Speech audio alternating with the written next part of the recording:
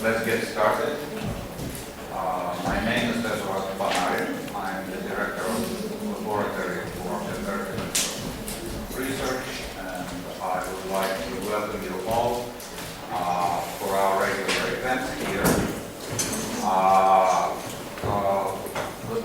The laboratory has been created 5.5 years ago. When Ronald Inglehart, who is an outstanding American scholar and now also a Russian scholar, received a grant from the Russian Federation to establish the lab. So the purpose of the lab is to give a chance for young Russian scholars to rub shoulders with their international counterparts, advance their research, help them study methods, help them eventually publish in international peer-reviewed journals. And so far, the laboratory has been doing very well in all these regards. In addition to the salaried staff, we have about 10 people in St. Petersburg and about 10 people in Moscow. We have also a network of so-called associate researchers who come to us because they are interested to hear from us, get feedback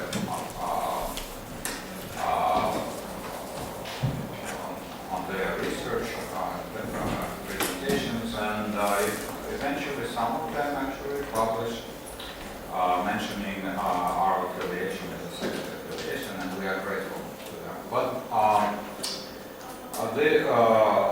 in the past few months, there have been some changes in the lab, including that we have become a democracy.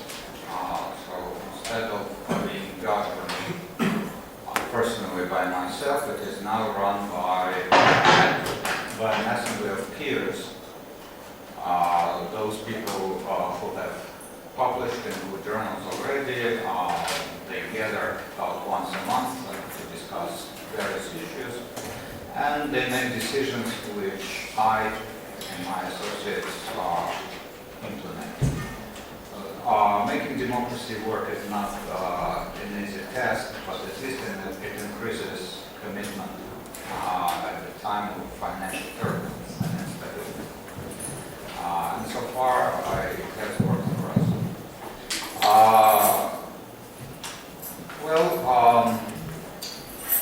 We are going to have a rather exciting program, a presentation in the next few days, and I'm looking forward to seeing this.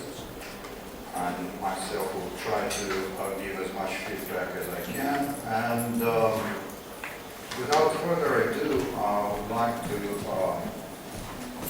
switch to our next event, which is the presentation by Ronald Inglehart. Of course, he doesn't really need an introduction, but probably most people know that he is the author of the revised theory of modernization, the founding president of the World Value Survey Association, was at the start also of Europe and many other projects, author of important books and journal contributions, and the founder of our laboratory. We are grateful to have him here with us this morning, and without further ado, I would like to use the word to Ron. Thank you, and I'm proud to be introduced as a Russian scholar, which is absolutely true, but today I'm going to speak in English because you all need practice. So I'll continue my remarks in English. Здравствуйте. And I will talk about a topic that I'm working on. This will be a kind of a speech presentation because it's in progress, but it's on a topic that's really interesting, and I will appreciate your reflections on too. It's about how human motivations in society are changing, which I've been studying for a long time, but also about how this is changing political cleavages. And this is something which is ongoing, changing daily. I think it's something that we're it's somewhat speculative, but start out with this evolutionary modernization theory that we mentioned.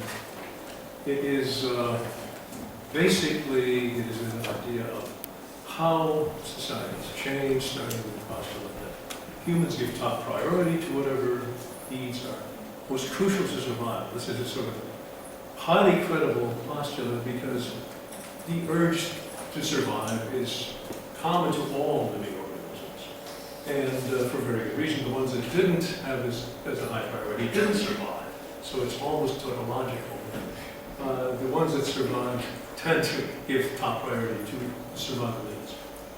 What's new is that throughout most of history, most humans have lived in the age of starvation, so that though the traditional societies that have emerged, thousands of different societies have emerged and they've been tremendously varied. If you can think of a social pattern, it probably existed somewhere, and some anthropologists can tell you about it. But nevertheless, they have certain things in common.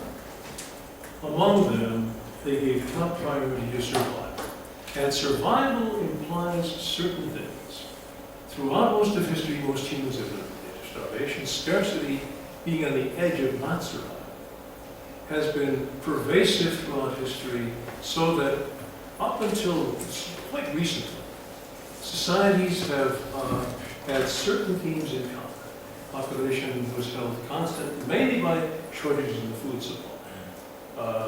One can only live for minutes without oxygen, but generally these oxygen supplies have. Food supply has been the bottleneck factor for most of history, and as long as survival is uncertain, survival needs dictates one's lifestyle. What's changing is that in recent decades, a growing share of the world's population has grown up taking survival for granted, opening the way for new cultural strategies, changing political, economic, religious, social, sexual, and child-rearing behavior. And the World Values Surveys have studied this and have monitored changes in all of these realms and found consistent changes. The difference between low-income societies and high-income societies is remarkable. There's a big difference in the extent to which given societies emphasize a whole range of things. And this chart just shows there's been a long one throughout human history. You can extend this dotted line down to the river, and it can go on and on. Throughout most of human history, people lived a little above survival. And recently, starting about 1800, initially only in Western countries, and now in more and more of the world, right now China and India are rising above the survival level, becoming more and more, although China and India is still quite early on, but growing share of the population there is taking survival for granted, and changing things in an interesting way, and changing political cleavages. So the things that consistently most societies have in common. As long as survival was uncertain, they tended to emphasize strong individual solidarity against outsiders. Xenophobia was pervasive. In fact, I would argue that under conditions of extreme scarcity, xenophobia is realistic. If there's enough land to support your population, and another tribe comes along, it may literally be us or them. Under those conditions, xenophobia is realistic, and that's one reason why this xenophobic instinct is so pervasive. We see it tapped everywhere, under conditions of insecurity. Thus, insecure societies have regularly had high rates of xenophobia. But under recent conditions, even traditionally secure societies like Sweden, the Netherlands, Denmark, have experienced a rise in xenophobic sentiment, with large immigration, high job insecurity, rising inequality. All these things have led to things like the National Front in France and Donald Trump in the United States, showing all these things can happen.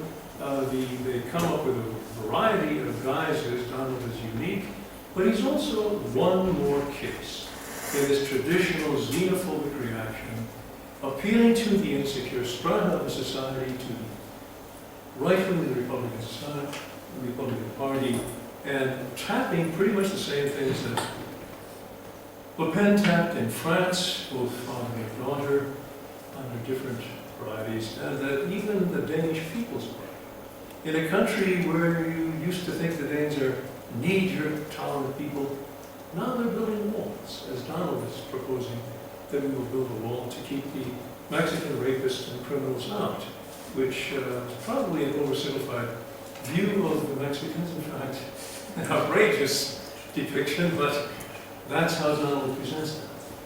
So,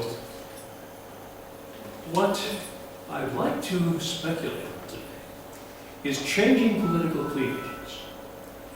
I would argue that inequality reflects the balance of power between elites and masses, and this is change, as Karl Marx pointed out, a chap who has fallen out of fashion but was right on some points. Hunting and gathering societies are relatively egalitarian, what he called primitive communism, and there are two big reasons for this. First of all, the political skills required are very minimal. Word of mouth is only, you don't need to be literate if you can talk.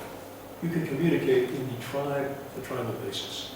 The small, face-to-face community, word of mouth communication is sufficient. Second thing, large differences in private property do not exist, and this means that the differences in all kinds of resources that characterize later societies aren't there. In large agrarian societies, the masses get left behind. Power migrates into the hands of a small minority who are literate or who command literate bureaucrats. And in large societies, word-of-mouth communications is all sufficient. The peasants, the illiterate peasants, are scattered in the countryside, out of touch, pretty much powerless. And they are left out of the political power structure, and huge differences grow up between elites and masses. The typical society is one in which a small landowning class dominates a vast majority of illiterate peasants or serfs or peons or slaves. Huge inequality in these societies. Cleavages between peasants and landowners, and under, again, wide variety of guises. The peon is not quite the same as the serf, or quite the same as the slave, or the same as the peasant, but the basic dynamic is common. Powerlessness and control of property versus an elite that dominates things.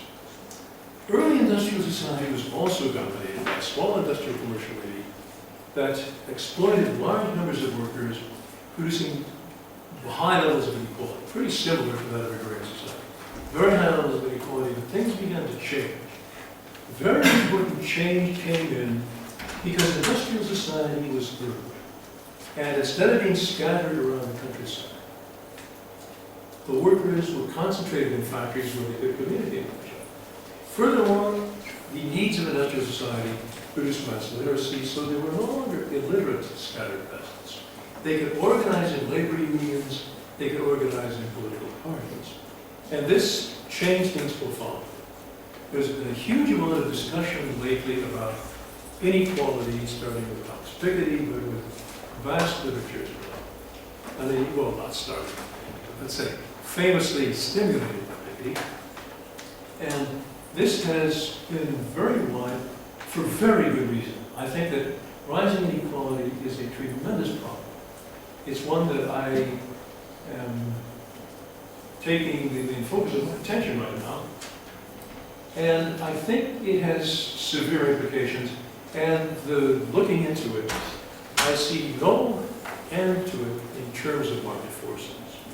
Market forces, in fact, are pushing toward steeply increasing inequality, and when Joseph Stiglitz has spoken of the 1% versus 99%, this is really the way things have moved more and more.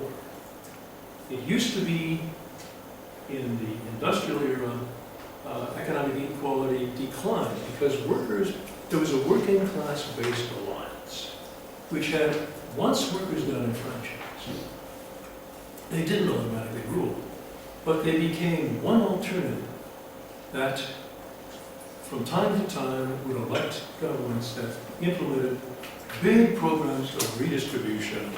The welfare state as we know it, pensions, redistributive taxation, and spending that increased provided public health, education, generally speaking, redistributive policies, so that from about 1900 to about 1970, inequality declined in all countries around, in all industrialized countries, in all industrialized democracies.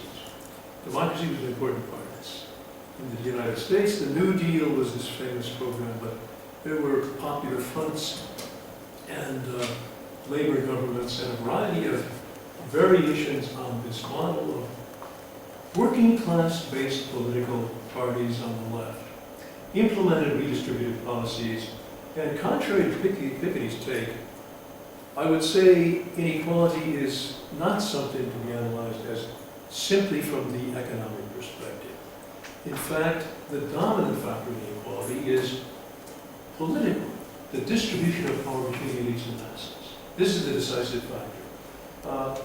Looking at it purely from the viewpoint of an economist, Piketty concludes very correctly that inequality has been rising rapidly since about 1970, and he dismisses more or less the huge increase in inequality from most of the 20th century as random shocks.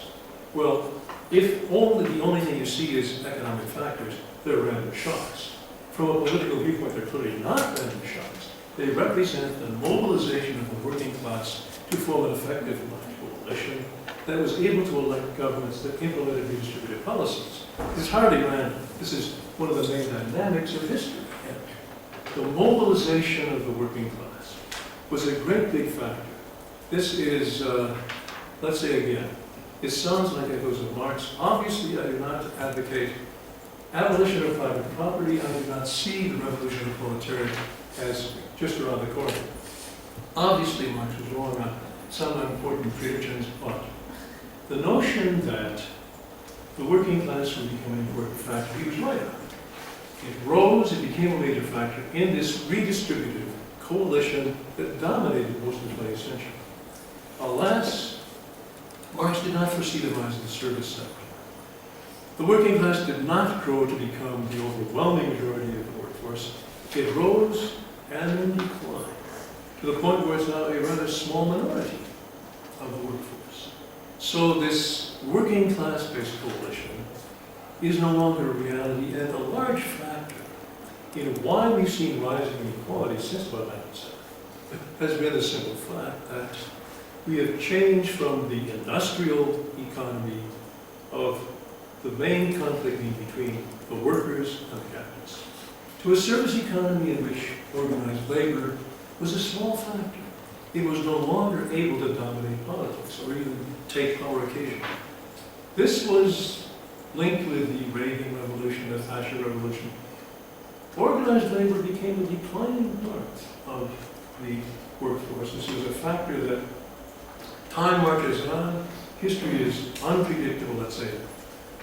One can analyze the dynamics of the past with some clarity. Analyzing the future is hazardous, very hazardous, and even a brilliant analyst like Marx completely missed or what would go on in the future. So, dominant cleavages in agrarian society, or let's say an agrarian economy, are landowners versus peasants.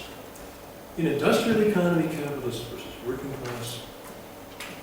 The rise of the service economy brought the decline of the working class and the rise of the service class.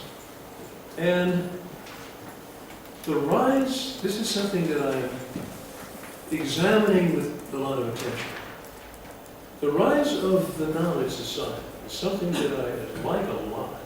There are a number of very attractive aspects to the rise of the knowledge society, including the fact that when I'm sitting around a table and some question comes up, we no longer think, well, that's an interesting question, it would be nice to know the answer.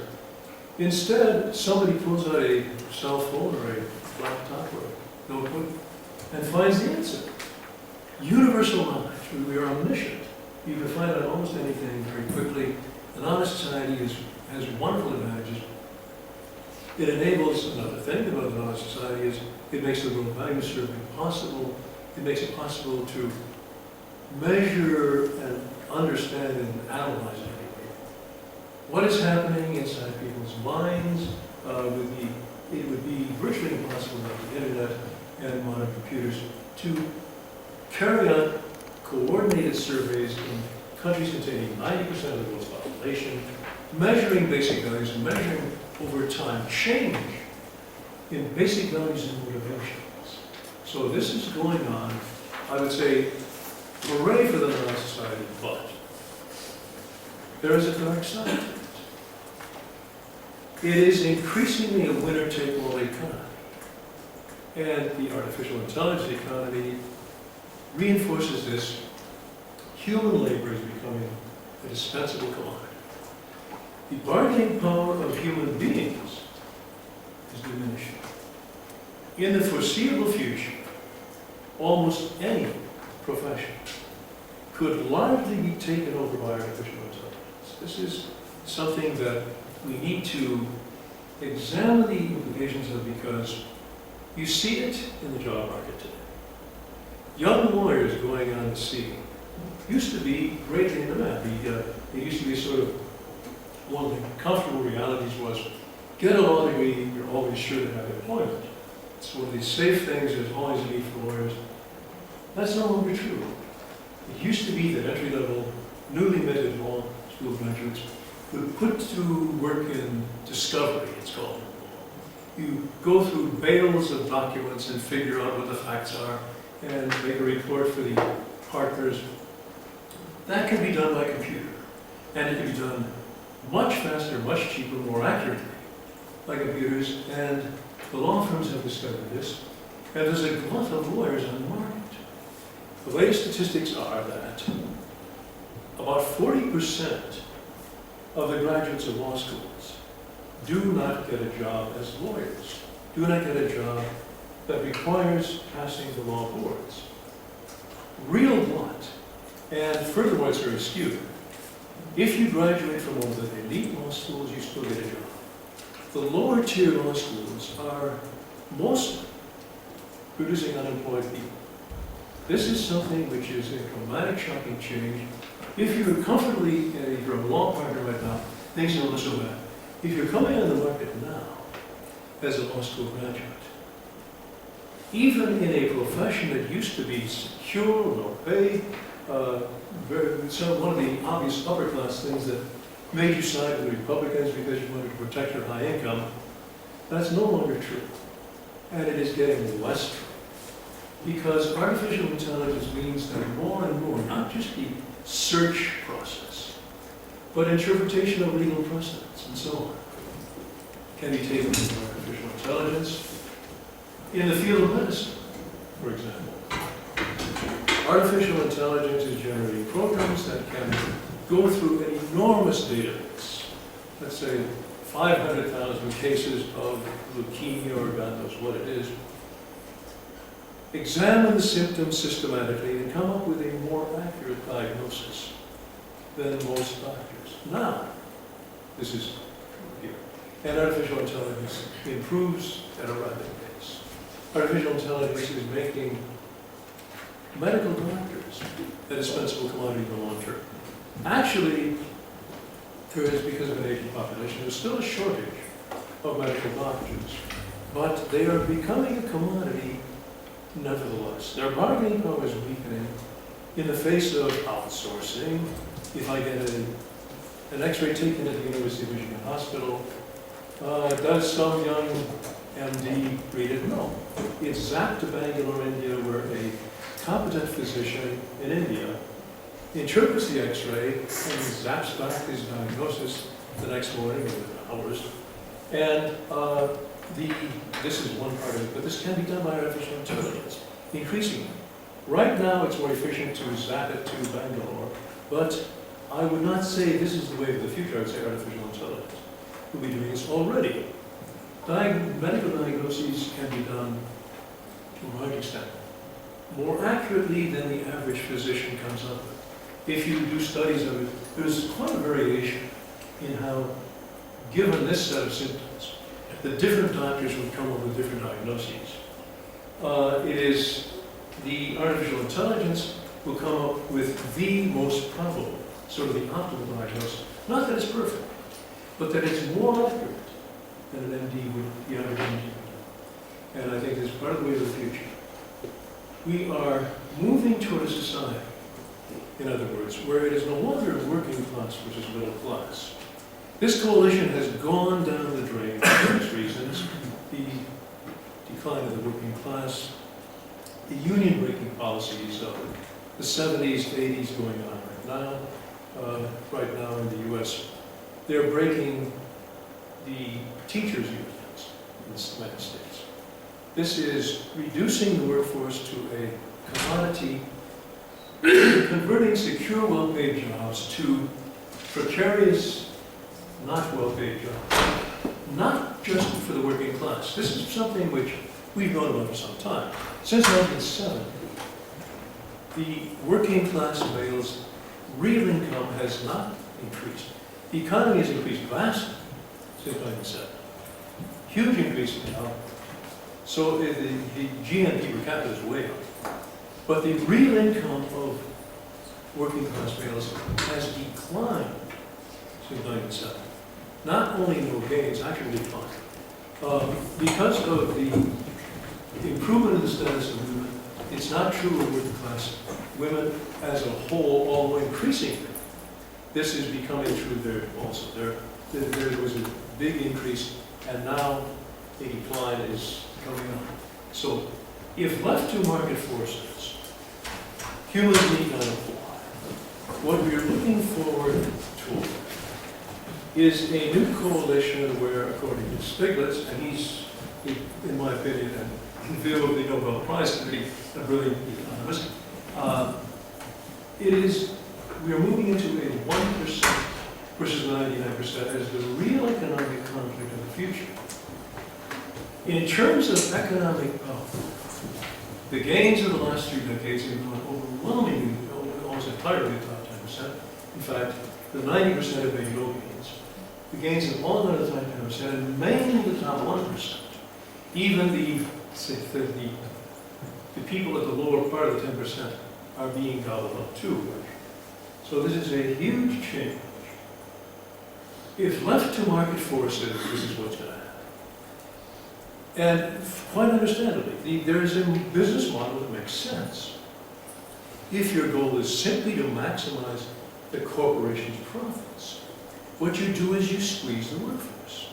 You automate to the point where you have a third as many workers as you had before. You outsource production to India, China, where it's much cheaper.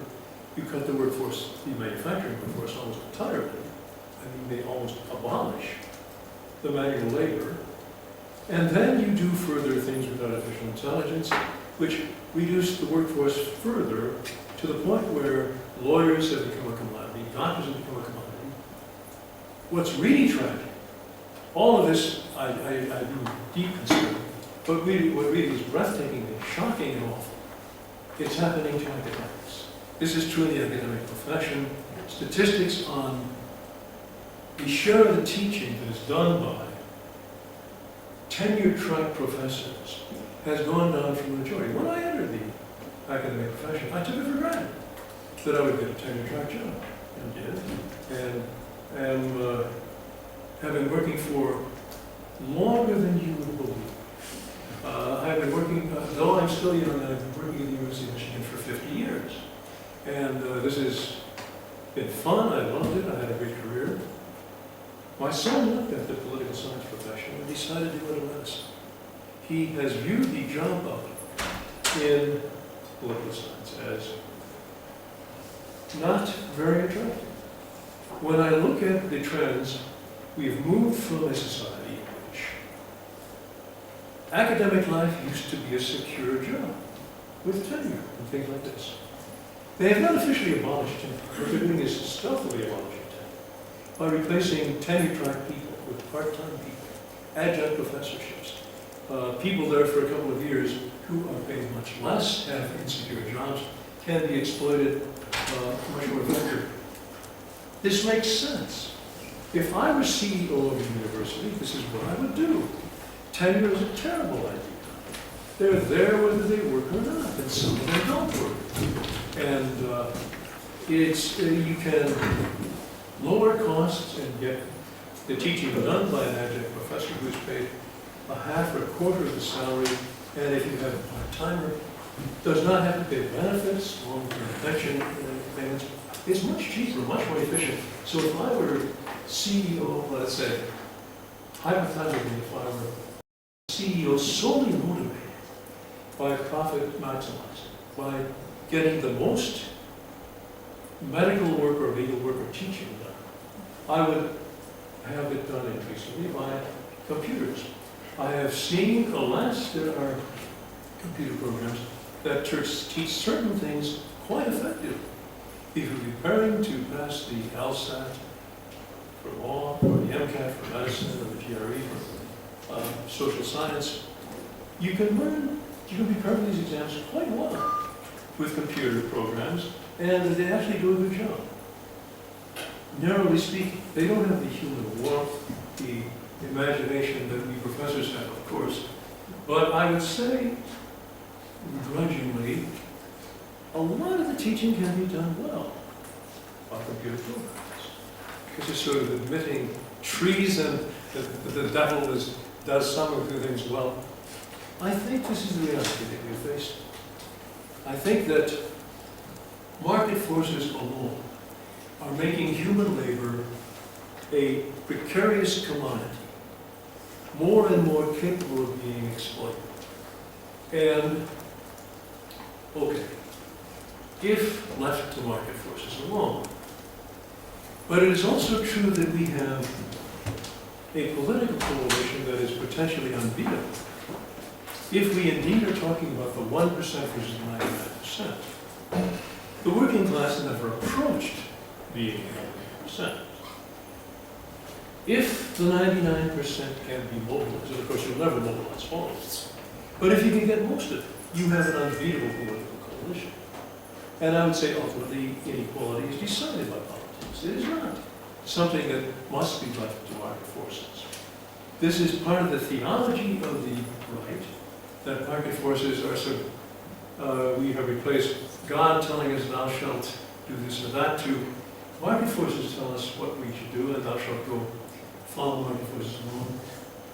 And of course, I'm not stupid enough to say we should ignore markets. I think giving reality its due, there have been decades of experimentation with state-run economies, and they don't work well. We've had a big, expensive, bloody experiment. In state-run economies, the abolition of private property, which actually means the governing elite becomes the new capitalist class. But the result of state-run economies is clearly not encouraging. I think we need a market as the dominant basis of the economy, but it's not that we ignore market forces. I would say within the market economy, the state can play a greater or lesser role, and always, in all societies, there has been redistribution. We are currently in a phase where redistribution has been brought down to a minimum. The Republican Party, led by a brilliant intellectual named Ronald Reagan, has minimized the power of organized labor, moved toward market forces with an almost theological zeal. The idea was that cutting taxes would produce economic growth, so that the supply side economists argue that to produce economic growth, what you necessarily do is cut taxes, and this will be plowed back into investment that creates jobs.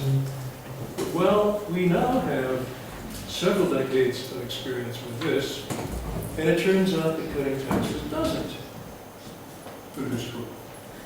We had, with 75% maximum tax rate in the US in the 1950s, we had a higher rate of economic growth than we have today when people like Mitt Romney pay 13% of their income in taxes. There has always been, let's see, It's nice to see old friends, by the way. A number of old friends here, and some new faces that I hope you get to know. It warms my heart to come back to see old friends. Market forces are, I would say, the way to run the economy, basically, but there's a large room for maneuver in the extent to which redistribution takes place. And the empirical reality is, in the era of the 50s, when the Western societies were moving toward a lot of redistribution, we had a lot higher growth rates then than now. It's not that the only way to reduce economic growth is do not tax the very rich. This has become sort of the almost theological conviction of the right. Empirically, it's a balancing act. I would not say abolish private property. I'd say this is idiotic.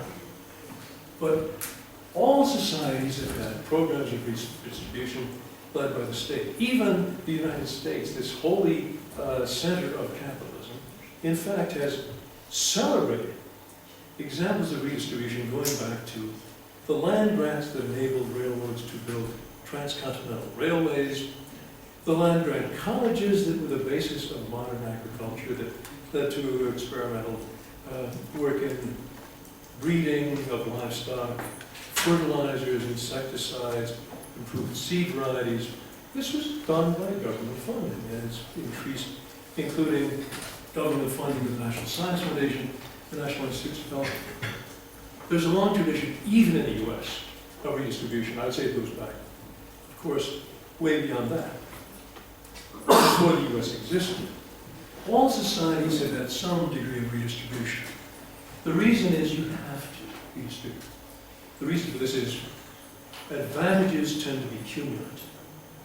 Advantages are cumulative because if you were born in a family with resources, you get better nutrition from day one, better health care. A middle-class child hears 3 times as many words by the age as a child from a deprived social background. More intellectual stimulation, better education subsequently, but even before education starts, they've got a head start. And advantages are cumulative. You get better health care, you go to better universities, you get better contacts. Your whole world is one where there's a snowballing process where advantages tend to be cumulative. Any society recognizes this and has some degree of redistribution. Agrarian societies had redistribution led by the church, or the mosque, or the social institutions, wherever they were, emphasizing that it is righteous to give alms to help the poor. They would have common feast days where the rich would provide food for the whole village. All societies have some degree of redistribution because this basic dynamic of advantages tend to be cumulative. They will snowball out of control unless they're offset. So I would not argue abolition of private property, which I think has been examined as is not a good idea. We tried it, it doesn't work. What I would argue is a shift in the balance of redistribution from a society where now the economic gains of the last 30 years have also targeted the top 1%. This can be and should be offset in efficient ways. So let me go into some of the evidence behind these claims. Basically, how did we get where we are? Well, it was not enough.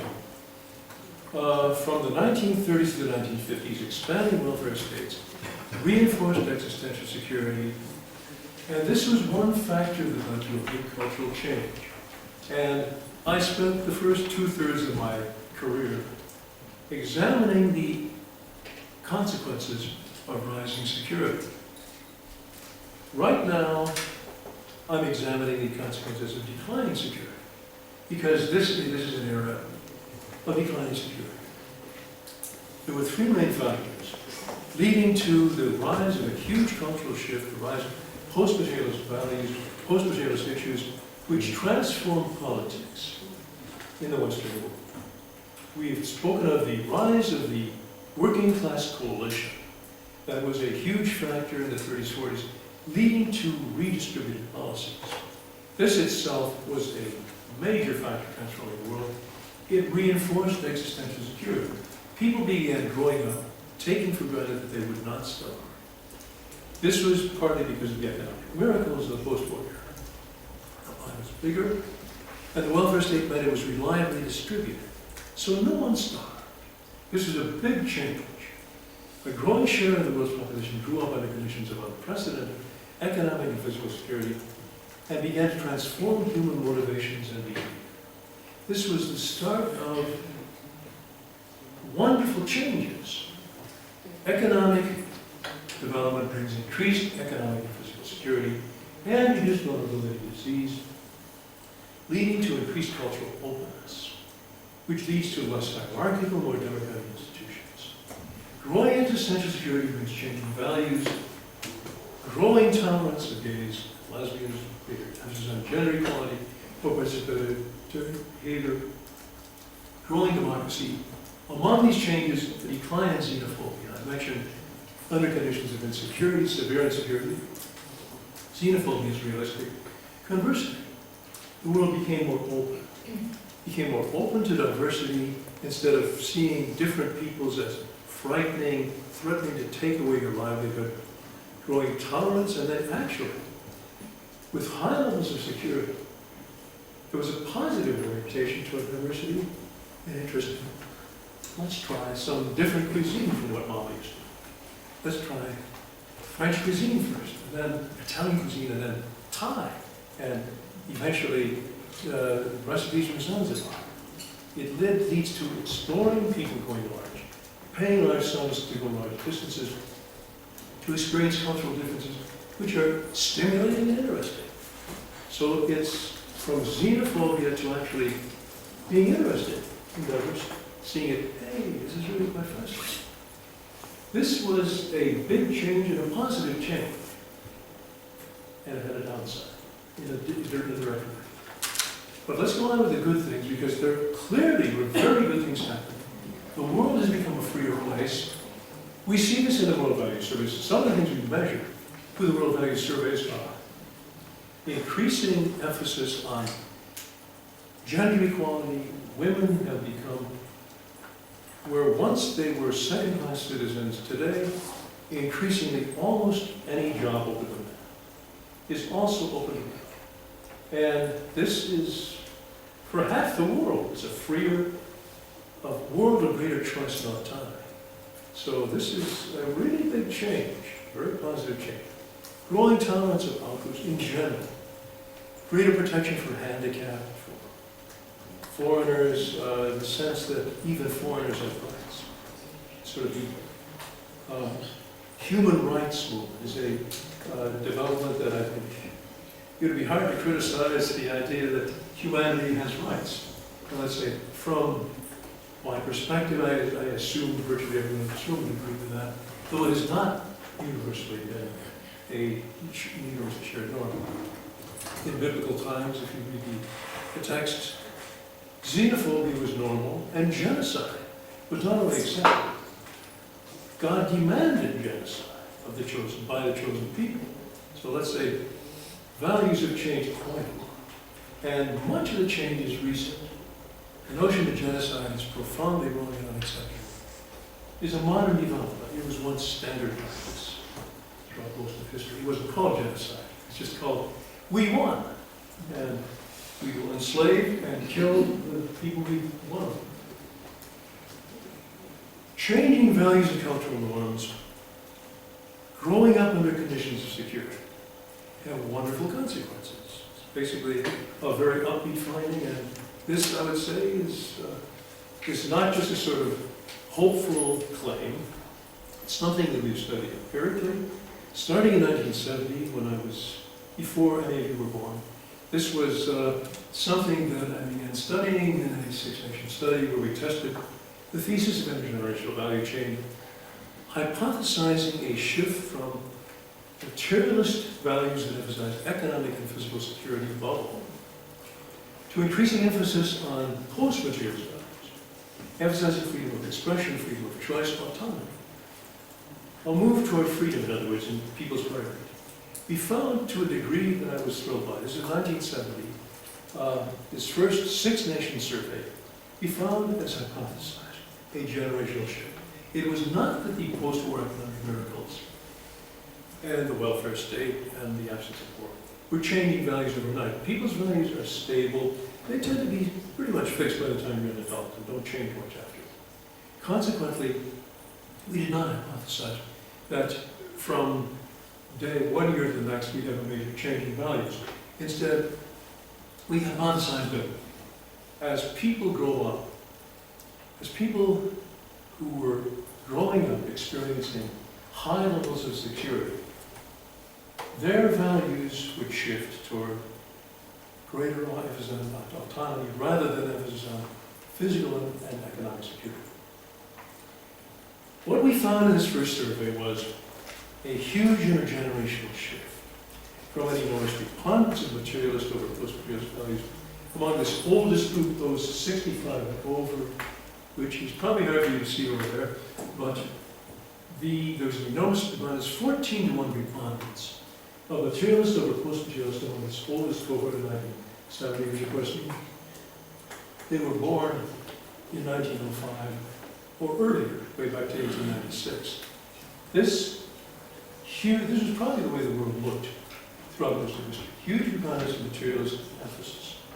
As we move from oldest to youngest birth cohorts, we found a shift from huge preponderance of materialists to declining numbers of materialists, rising numbers of post-materialists. With this post-war generation, we found actually more post-materialists than materialists. This, of course, I interpreted as a cultural change. An alternative reading at that time point, which was perfectly legitimate at that point, was that this is a life cycle effect. Young people are unrealistic, foolish, and have post-materialist values. When they mature and become 65 years old, they'll be just as materialistic as the people who are 65 now.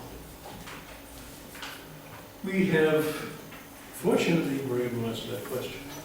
We continue to follow these groups over decades with surveys every year or almost every year, measuring these values in these same 6 countries and in many other countries too. What we found is interesting. As people aged, they did not become more materialist. This post-war cohort remained predominantly post-materialist throughout the next 40 years. They didn't get more materialist as they aged. As younger cohorts replaced, so the given birth cohort stayed stable. As younger cohorts replaced older cohorts, the population as a whole changed profoundly. From a preponderance of 4 times as many materialists as post-materialists in 1970 to by the year 2000, more post-materialists than materialists in these same 6 countries. Big cultural change. Okay, this is a phase that was really important. And what's happened is, does the theory imply things will automatically get better forever? No. It implies that if people are raised under conditions of high existential security, they will shift toward post-materialist values. And in recent decades, last 20 years, there's been relatively high unemployment, especially among youth. There has been stagnant and very little economic growth, some, but pretty little economic growth in these Western European countries. And post-materialists are no longer, the younger cohorts in these countries are no longer substantially more post-materialist than the older cohorts. The population, the value change has leveled off, but this value shift has begun to shape other parts of the world. This is data from ex-communist members of the European Union, Bulgaria, Croatia, Czech Republic, Estonia, Hungary, Latvia, Lithuania, Poland, Romania, and Slovenia. They have moved in recent years toward declining numbers of materialists, rising numbers of post-materialists. Latin America, the change is even more dramatic. From in 8 Latin American countries, we see this cross-sectional shift moving from a huge preponderance of materialists among the oldest cohort to a slight preponderance of post-materialists among the younger cohorts. So I would say it is not that this process This process is contingent on younger generations being brought up under more secure conditions than older. It is not that God says, thou shalt become more post-materialist. It's contingent on economic conditions. This is, it turns out, the post-materialist shift is part of a broader cultural shift. We have more documentation on it because we've been studying it since 1970. But it is part of a much broader cultural shift from survival values to self-expression values. And another component of this moral shift is a shift from pro-fertility norms to individual choice norms. This is based on a specific aspect of this broader rise of existential security. It is linked with the important role of fertility. Evolutionary modernization theory emphasizes that certain values are closely linked with survival and tend to be given top priority under insecure conditions. Specifically here what we're talking about is the fact that all agrarian societies had high infant mortality rates and low life expectancies. The average woman had to produce 6 to 8 children to replace the population. A lot of infant mortality, a lot of short life expectancy. So to break even, societies had to emphasize high fertility rates. This is not to say that all societies did. In fact, some didn't. I can give historical examples of societies that emphasized celibacy, not reproducing at all. Not surprisingly, these societies did not survive. The Shakers are no longer around. They had interesting culture, but they're not around. The societies that survived uniformly encouraged high human fertility rates and discouraged any sexual behavior not linked to reproduction. This meant they encouraged women to stay home and have lots of children. Get married and have lots of children, be a good mother. This is what a good woman does. And any behavior, such as homosexuality, not linked with reproduction, was firmly discouraged. Various kinds of taboos, again, not all societies did this. I can readily name some that didn't, but the ones that became major world civilizations, major world religions, did. And this is, the result is, there was a whole configuration of norms, closely linked with high fertility rates. Taboo on homosexuality, narrow emphasis on women specializing in staying home, produce lots of children and then raise them. And this was a set of norms that worked under conditions of high fertility and so on. What we are finding now, because of course, for quite some time, we've had low infant mortality rates down to 3% of these, and much higher life expectancy. A set of norms linked with fertility. Emphasis on women, men have the right to jobs of women, taboo on divorce, abortion, homosexuality, the idea that men make better politicians than women. All of these have changed what were prevailing in low-income societies as we move to high-income societies. These norms are changing, and furthermore, it's not just this cross-section, but over time, we find a huge shift in emphasis from high fertility, pro-fertility norms to individual choice tolerance. And we find very big changes. We don't find the predicted changes in every society. Interestingly, if you have powerful binoculars, you can read the names of the countries on the left. 15 of the 20 countries that have not changed in this direction are ex-communist countries. The reason is religion has strongly emphasized pro-fertility norms, and the ex-communist countries, most of the exceptions, have been a resurgence of religion in ex-communist countries, such as Russia, where a belief system, a Marxist ideology that once gave a sense of meaning and purpose to a large share of the population has evaporated.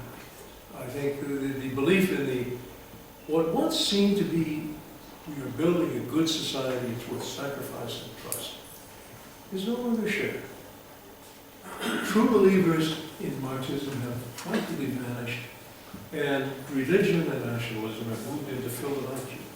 Because of people need to have a sense of what is right, what is wrong, what is to be done. And religion has been resurgent in ex-communist countries, filling the ideological vacuum of nothing, by the decline of communism, and bringing with it growing emphasis on pro-fertility norms. So the basic trend is most countries have shifted toward greater emphasis on individual choice, but not all countries. History is specific to countries and others. So this has led to growing emphasis on individual choice, and this is not just a set of beliefs. It's not just that when you do surveys you find that people are less likely to say gays are terrible and belong in jail. This is something that has real world consequences. I wish this were more accessible. I doubt if you can really see it over there. But this graph shows the linkage between individual choice belief in given people, measured by surveys in scores of countries, and the actual laws concerning homosexuality.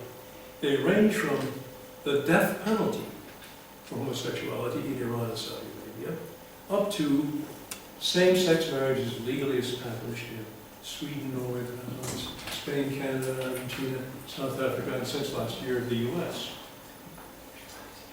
What this means is changing beliefs have established, changing institutions in the society. It's not just what people say, it's what societies do.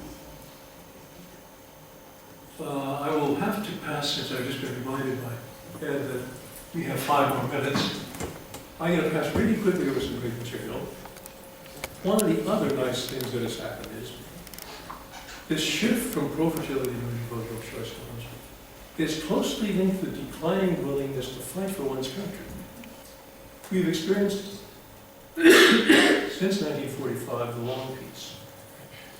The longest period in history, by far, without war between major countries. Already in 1984, we had reached the longest period ever, and since 1984 it's been much longer, by far, the longest period in history since the Roman Empire, without war between major countries. This is part of the general feminization of culture, which I will simply skip over and say that guys become alpha males and they fight more and kill more. And the traditional cultural norms emphasize killing as part of the male body. This has been downplayed. It is less something that is inculcated in that. And part of this is also war is no longer profitable. Once upon a time, a way to get rich and secure was by conquering and enslaving or annihilating your neighbors. This was a way to get more farmland or hunting land, and this was about the only way to become rich. In industrial society, this is no longer necessary. In fact, it's a dangerous and not nearly as profitable way of getting rich. Bill Gates, inventing Microsoft, became a billionaire before he was 40. This is a much quicker, much safer way. The industrial society and knowledge society have opened alternatives where war, conquering your neighbors, actually is no longer a sort of strategy. It's risky, costly. Even if you win, it's costly. Economic development is a much more profitable option than safer. Here we have shift in percentage saying they would be willing to fight for their country, from the earliest of the world value surveys to the most recent. And we find the arrow indicates both Russia and the US are neighbors on this, it happens. And they are among the countries showing a big shift in percentage willing to fight for their country. It's about a, let's say, 15% decline in willingness to fight for their country. Some countries are very high, 35% shift. 3 countries have moved in the other direction. I won't attempt to explain why Italy and France are the 2 outliers. I will pass over that. It's an interesting question. I don't really know why. But most countries have become substantially less willing to fight. What lies ahead, alas? I've talked about the good things that have happened. Some wonderful changes have happened with the rise of norms of security, with the rise of self-expression values and post-production values have transformed things, but the economic stagnation of recent decades has been reinforced by rising inequality, as I've mentioned. The gains have virtually all gone to the top 10%. This has given rise to, around the globe, authoritarian xenophobic parties from the National Front in France to Donald Trump in the US. None of us are invulnerable. Even the Danes, these legendary, really nice guys, now have the Danish People's Party, which is the biggest party in Denmark. And it's xenophobic, nationalistic. Insecurity does bad things, even to people who seem very nice. Again, I have to confess that this new politics dimension, which has had wonderful consequences in many ways, has been part of the story also, because it opened up a change in focus. The classic notion of what the left and right were about was the left is economic redistribution, more government regulation, and so on, and the right is opposing redistribution, reducing government spending. When I was a grad student at the University of Chicago, way back in the 20th century, this was a question on the prelim that I took to start my dissertation. What is the left and what is the right? And I correctly said it. That's the exam. The left means economic redistribution and government regulation and nationalization of industry, which no longer is talked about. But this is the right answer. And my professors got it right. And what has happened is a new politics dimension, led by changing cultural values in our environment, has cut across this classic left-right dimension. And the hot issues today are no longer redistribution, taxation, and government spending. The right, of course, opposes government spending, but the new politics issues cut squarely across this. And support for the new environmental protection, gender equality, rights for gays and immigrants versus rejection of the new politics. There's provoked a cultural backlash. The changing, rapid changing in basic cultural values concerning women, gays and lesbians, abortion, divorce, sexuality, and so on, has given rise to a backlash among people with traditional social values. This is basically the Donald Trump end of the spectrum, the National Front end. I will not name any names in Russia because it would be needless. And basically there's been a backlash, rhyming xenophobia, emphasis on traditional values, and we're getting another 2 minutes, so I will say basically there's been a shift, a massive shift in emphasis, so that though we in reality have a political, on this classic left-right emphasis, on that dimension I would agree with Don Joseph Stiglitz. It's the 99% versus the 1%. The 99% would automatically win, but the most prominent social issues now are the cultural issues. And the Republican Party lives by defending traditional social values in the US, and of course this is basically what keeps the right alive today, is they are the party in defense of traditional social values. And as long as people are insecure, this is an opposing distraction. I think in the long run, the logic is economic inequality is rising to such an extent that in the US we see very interesting phenomena. Both parties, both of the established parties, have had massive rebellions, rejection of traditional leaders, because more and more people feel that the traditional politics is not serving their interests, and they're right. I would say that the US has been badly governed in recent years, and what the policies of redistribution, which I'm not a fanatic, I'm not saying to the guillotine with all of the rich people, The 1% includes some useful, valuable people. What I would say is more redistribution. It's a balancing. It is not blood should run in the gutters. It is that we need more distribution. And I think that in the long haul, this is almost enough. The cultural issues distract attention from this underlying economic reality. But when you have 99% losing, you get such phenomena as on the left. Young people are going over to Bernie Sanders in the US. He is a socialist. This is the kiss of death in traditional American politics. There is a literature on why there is no socialism in the US. This guy admits to being a socialist. Strangely enough, among young Americans under 30, that's no longer a bad word. The majority of young Americans consider socialism better than capitalism. I would say there's hope for the future. That, again, things don't change overnight. But I see, because they're aware that job prospects for young people are no longer what they used to be. There is a growing constituency for Bernie Sanders who would win overwhelmingly if only people under 30 could vote. That's not the reality, obviously. But I would say what we see is in the US, in the current struggle for the not presidential nominations, we see some appalling things like Donald Trump, who, if I were a Mexican, I would not know whether to laugh or cry. He thinks that the Mexicans are going to build a whole wall to imprison their own people and to keep them from going to the US, and they're going to pay for it themselves, and it's going to cost enormous amount of money. My reading is the Mexicans aren't going to build this wall. And I think any sane person would probably agree with this. So we see some appalling things going on. I would say that Bernie Sanders is vastly preferable to Donald Trump. I would say, however, he's not the final solution. High tariffs, I think, are not going to bring back jobs.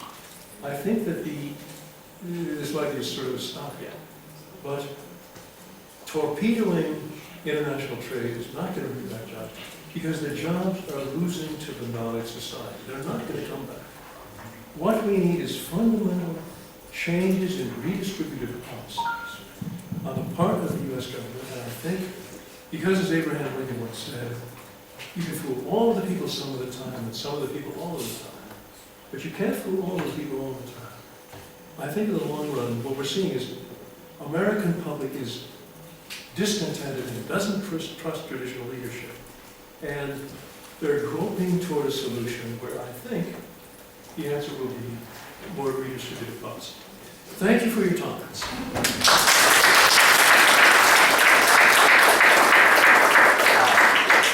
Thank you very much, Ron. It is for a reason, as you can see now, that we started a little earlier so that we have some time for questions and answers. When doing so, please identify yourself because there are many new faces and we don't know each other that well. Yes?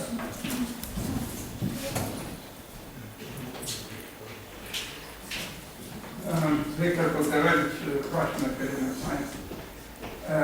Thank you very much for the interesting presentation.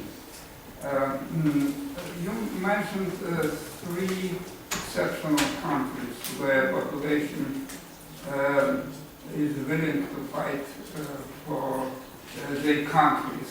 Could you comment what is the cultural characteristic of the culture? What is the reason for this attitude? Okay, this is an article is published in the Journal of Peace Studies by Chris Weltzman and myself, where we give a really full explanation. I skipped over that. I gave you the 30-second explanation here of feminization of culture. This is a kind of provocative term. I don't want to be called feminizing, but obviously I'm a real guy.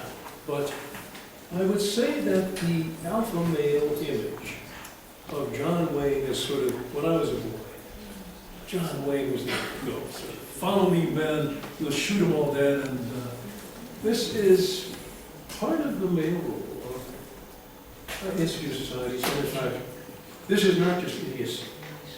Tribal societies survived because they had young males full of testosterone who were willing to fight and die for their country, and if they survived, they got to rape the women. And under societies where there's a lot of sexual repression, there's even a literature talking about how the sexual frustration and rape was one of the benefits of successful warfare. This was part of the male role. A lot of things have changed. One is no longer, as I mentioned briefly, it's no longer economically profitable to make war. For a rich country to make war costs a lot more than any possible gains. If we had looted all the oil from Iraq, we would never come close to paying for what it costs. So war is no longer a profitable way. Once, if land was the only resource, grab the neighboring land and annihilate the population was a realistic way to survive and get rich. That's what Adolf Hitler believed, and he had sort of idiotic policy of clear out the Slavs and annex Eastern Europe, and this will be a greater Germany. Germany, in fact, has attained levels of prosperity 5 times as high as ever before, with not only they didn't annex the Eastern territories, they're much smaller and much more prosperous. There are better ways to do it. But the feminization of countries in part, this is linked with this shifting male role. What made sense in agrarian society, guys are good at, they have upper body strength, they're good at amputating limbs and piercing you and stuff like that. And this was emphasized culturally. Bill Gates is another cultural hero. Not famed for his upper body strength. He's a nerd. But he's a very admirable nerd. He didn't have trouble getting dates. Mark Zuckerberg was also a nerd. I suspect he has no trouble getting dates. There's a different way to be successful, and the male role has changed a lot. Bill Gates is, let's say, his appeal is vastly different from John Lennon. And I think this is perfectly functional. The kind of leader in an honest society that makes sense is not a domineering guy who orders you what to do. It's somebody who motivates you to think for yourself and be creative. If Microsoft were run by John Wayne, it would have been a catastrophe. It was run by a very different, much more feminine, in terms of classic definitions. Guys, I have nothing to say about Bill Gates' sperm count, but I will say his cultural role is probably more feminine. Thank you. I think the question was also about France and Italy. Why has willingness to fight increased there recently? For once, I will say an honest answer. I don't know. Social science is not one of infallible predictions. I would say most countries went the way I expected them. A couple didn't, and I don't honestly know why. Maybe migration. Okay. But we don't know. I actually have a couple of questions myself, if I may. What has been going on recently is really fascinating in terms of rising insecurity, rising inequality, and the consequences. And in this regard, I have a couple of questions. Number one, do you see an external globalizing factor in the Reagan-Thatcher revolution, namely the decline of the USSR, where it became clear by that point that the Soviet project was a bad idea, which perhaps contributed to the pendulum swinging the other way. Another question is that what's going on in what used to be known as the third world. The first world is outsourcing to the third world, which contributes to stagnating living standards or even deteriorating living standards in the first world, but helps rise living standards in the third world. So on the global scale, it's perhaps a more complex game. So it's like low prices, this time low labor prices, that used to be the power that gave the edge to the Western civilization, is now seems to be giving the extra power to the rest of the world. And it's maybe from the sort of liberal or whatever, the conservative approach, this may be something that could be interpreted positively. Amazingly, I would say yes to the questions. I'll say a little more than just yes, but I completely agree with both points. One, giving you the 1 hour presentation of the last 2 centuries, I left out a few details. In 1 hour, some of 200 years, kind of decent.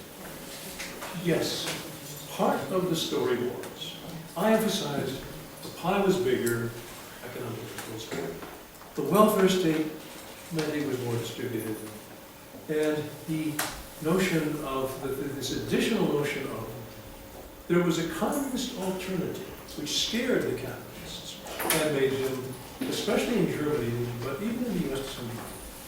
The welfare state policies were accepted partly because this was a way to stave off communist revolutions, which lowish probability in the US, rather high probability in Germany, France, etc., to a big part of communist movements, and for a time, outbidding them for mass support was part of the story. So I would say that once this communist alternative disappeared, as you say, the capitalists had free hand. There's, okay, the mob is not going to be in the streets calling for our blood. Let's really squeeze, to put a sort of cynical view on it. But being cynical about the elites is sometimes realistic. And then your second point is about the what? The outsourcing. Oh, right. And, Okay. Yeah. Again, I talked about the long-term problem, I would say, is artificial intelligence. This, ultimately, is a deeper, more pervasive threat than Bangalore. As an immediate process, what's happening, in fact, it's much earlier, because it's an accessible technology, having your x-rays read in India by a competent Indian physician who earns a tenth as much as a guy in Michigan makes sense. So outsourcing of manufacturing to China, absolutely enormous. The laptop that I worked with was made in China. Once upon a time, we made laptops, but not anymore. We've outsourced practically all of this to China. Manufacturing hugely has been outsourced to China, to Southeast Asia, increasingly to India and Bangladesh, and outsourcing of clerical operations, particularly to India. This is an important part of the story. It's kind of the immediate one, and actually it's a good thing. It is terrible for the highly paid workforce in Detroit and Germany and Sweden. They're competing with a much lower cost competitor. In the long run, this is good for the world. It is outsourcing technology and jobs to people who are starving. 40% of the world's population is escaping poverty. China and India are rapidly moving up, and in the long run, I think we'll begin to have some of the cultural changes that we saw in the rich countries. But, so this is part of the decline of security in the West, and the rise of security for the world. So I would say if you are able to look from the viewpoint of humanity, outsourcing and globalization are good. But I don't see them as the ultimate problem. Ultimately, even China is beginning to outsource. Ultimately, when it's been outsourced to Africa, we're going to be seeing blind. What is the long-term problem is artificial intelligence. Chinese, even Chinese, can be replaced much more cheaply by computers who work 24 hours a day, 100 times, 1,000 times faster, and more accurate. The long-term problem is artificial intelligence. This is going to potentially put us in a position where humans need not apply. Where the 1% in control of the finances and at the very top will have outsourced all the jobs to artificial intelligence. And this would be the market solution. However, the bright side is, this is increasing gross national product. It is not that we're too poor to have expenditures on health, education, and so on. In fact, the pie is getting very big. The whole question is a political question. I think the people in this room are clever enough that if we spent a couple of days, we could come up with a dozen programs that would create very worthwhile jobs for human beings. In preschool education, which is really crucial, under-invested, it seems to be that an input of intellectual stimulation and motivation very early on, even before school, has huge payoffs. Investment in education, in health, in research and development, in environmental protection, in infrastructure. There are a lot of jobs humans can do that are very useful, and I would include, amazingly, investment in the quality of life. Part of this is environmental protection. I would say one of the things that is a way of the future that humans do really well is the arts and humanities. And this contributes to the quality of life, and I would say would be a sensible investment in the long run, where human beings can be employed doing interesting, worthwhile things that don't necessarily maximize the profits of given corporations, but clearly increase the quality of life. Thank you. We have time for maybe one or two more questions. Thank you very much for your very interesting talk. I've got just like one, well, actually two short questions. The first question is actually about the different countries. I mean, about Latin America and post-communist countries. And you showed that, for example, in Latin America, the post-materialist values are more seen than within the post-communist countries. I mean, but still, if we think about the conditions, like, for example, income or security, I would say in these terms, it's debatable whether the conditions are better in the Latin American countries than that in post-communist countries. Also those that scored lower on post-materialist values. And the second question that I had was about your actually differences within different categories like laborers and peasants for agrarian economy, or capitalists versus workers in industrial economies. And I was just thinking of what would be there in service and artificial intelligence economies. And for me, it turns out to be like a Marxist solution. Somewhat a Marxist solution. What could be these dichotomies? Then it could be like, I don't know, economy being on the one axis and still workers or whatever would be interesting. Thank you. You got the first question.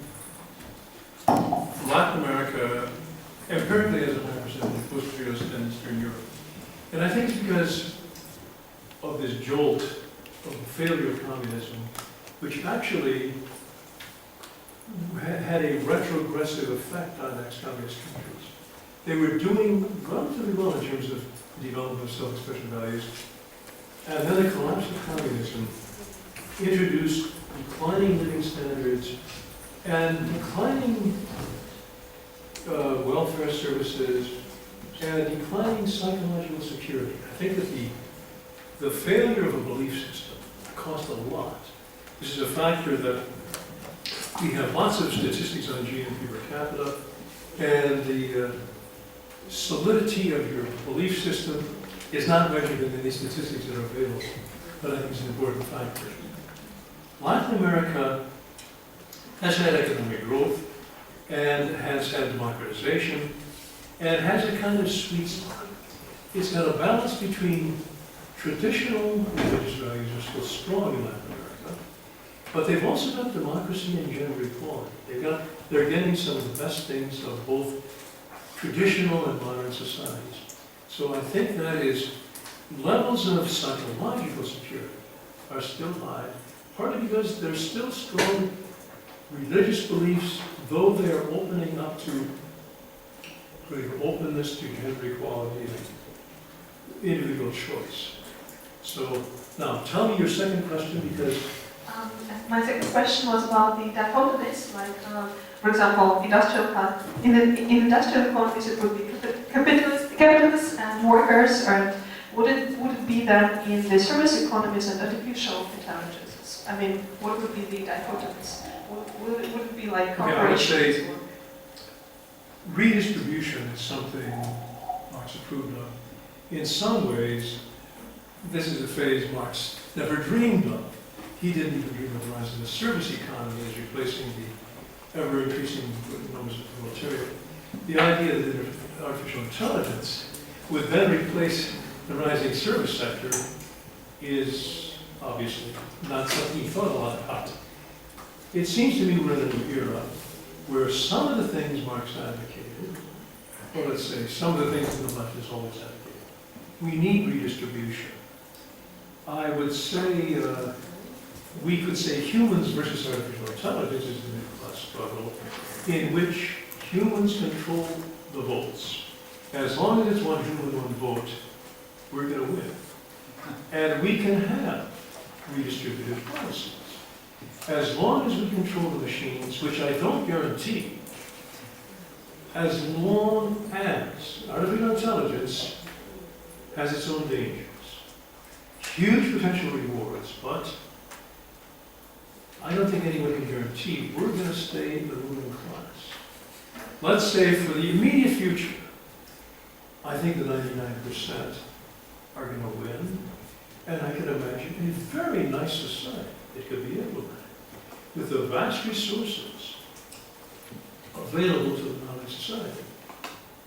But of course, then there is the, how do we guarantee that humans stay the dominant class? Well, maybe the last question, yes, please. I have a question with regard to the elections in America. But you present now this two-dimensional space, but often also in the US you see that the parties collapse on these axes. I mean, namely that the left, it's economic left, and the cultural left, they collapse in the Democratic Party, while the economic right and the cultural right, they're like the Republican Party. So I was wondering, well, do you see some success for parties or like candidates that maybe have like redistributive on the left, like for instance Bernie Sanders, that combine like cultural right-wing ideas, like for instance opposition to immigration? Could you please identify yourself? I'm at Tim Gisken from the University of Tilburg.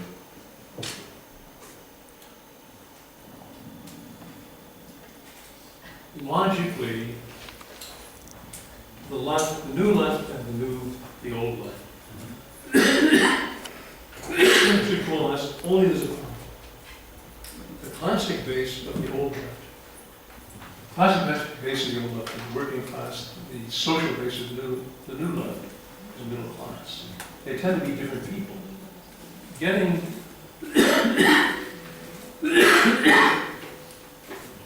as long as the dominant attention of the working class is on fighting abortion,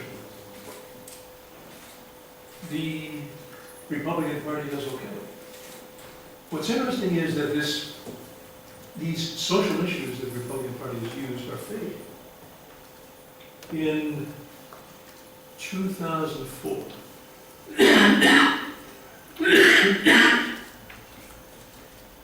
Republican Party activists deliberately put on the ballot in 5 states that the definition of the referendum, marriage is between one man and one woman. And this was designed to bring out social conservatives to vote Republican. And it worked. In all 5 states, the referendum passed that marriage is between one man and one woman.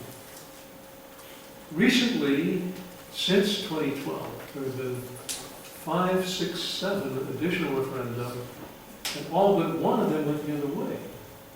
The American electorate has changed its mind on same-sex marriage. This used to be a thing that Republicans played. You're going to have a decline of the family, you're going to be, God forbids it, and it's terrible things happening. And this was a way of mobilizing working class support for the right. This is weakening. I cannot guarantee what the future leads, but even the Supreme Court last year defined same-sex marriage as a human right.